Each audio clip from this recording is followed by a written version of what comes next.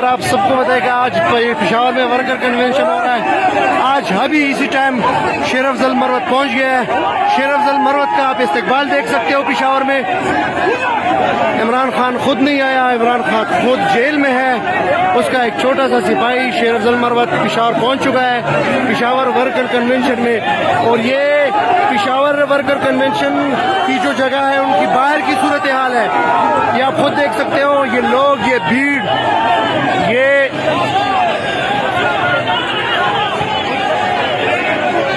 तो सोचो शेर अफजल मरवत के लिए इतने लोग निकले। सोचो जब इमरान खान खुद बाहर निकल आएगा तो क्या मंजर होगा।